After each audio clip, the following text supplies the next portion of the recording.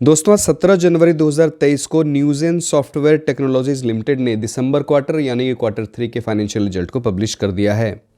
ये इस कंपनी के क्वार्टर 3 का कंसोलिडेटेड फाइनेंशियल रिजल्ट और यहाँ सारे फिगर लैक्स में बताए गए हैं। मैं फिगर्स को करोड़ में कन्वर्ट कर बताऊंगा except earning per share.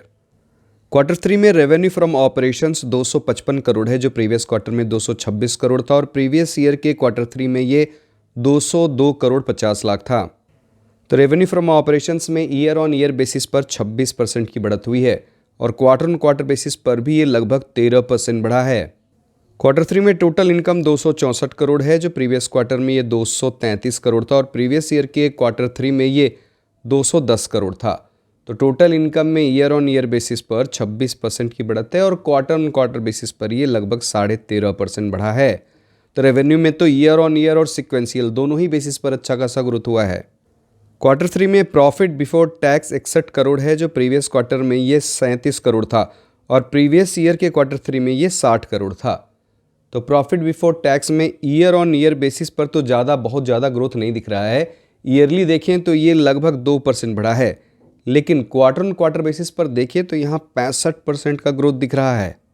Quarter 3 में नेट प्रॉफिट या profit after tax 48 crore 20 lakh है जो प्रीवियस क्वार्टर में ये 30 करोड़ 27 लाख था और प्रीवियस ईयर के क्वार्टर 3 में ये 47 करोड़ 81 लाख था। तो पैट में ईयर ऑन ईयर बेसिस पर तो कोई खास ग्रोथ नहीं है, ये लगभग फ्लैट ही है। इसमें 0.8% की ही ग्रोथ हुई है, लेकिन अगर क्वार्टरली या सिक्वेंशियली देखें तो इसमें बहुत अच्छा ग्रोथ दिख रहा है।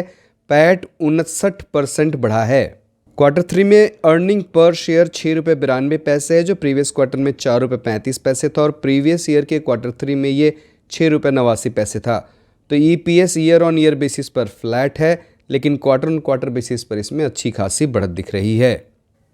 क्वार्टर 3 में एबिटा मतलब earning before interest tax depreciation and amortisation 59 crore के आसपास है जो प्रीवियस क्वार्टर में ये 37.6 करोड़ था और प्रीवियस ईयर के क्वार्टर 3 में ये 58 करोड़ था। तो एबिटा में ईयर ऑन ईयर बेसिस पर ज़्यादा ग्रोथ नहीं है, ये लगभग 2% का ही ग्रोथ है।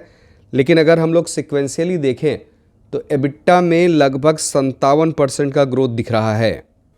और अगर हम लोग इस कंसोलिडेटेड एबिटा के मार्जिन को देखें तो क्वार्टर 3 में ये 23.11% है जो प्रीवियस क्वार्टर में ये 16.6% था और प्रीवियस ईयर के क्वार्टर 3 में ये 28.6% था।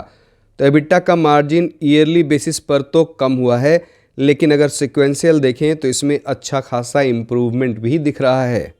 तो दोस्तों हम लोगों ने देख लिया इस कंपनी का रेवेन्यू फ्रॉम ऑपरेशन तो ईयर ऑन ईयर और क्वार्टर ऑन क्वार्टर दोनों ही बेसिस पर अच्छा बढ़ा है और इस कंपनी का पैट और EPS year on year basis पर फ्लैट है, लेकिन क्वार्टर बेसिस पर इसमें अच्छा खासा ग्रोथ दिख रहा है और इस कंपनी के मार्जिन में ईयर ऑन ईयर बेसिस पर कमी दिखती है, लेकिन सिक्वेंशियली इसमें बहुत ही अच्छा ग्रोथ भी दिख रहा है। तो दोस्तों इस कंपनी का रिजल्ट सिक्वेंशियली काफ़ी अच्छा लग रहा है। तो इस वीडियो में इतना ही। अब आपसे अगले वीडियो मुलाकात होगी। बहुत बहुत धन्यवाद।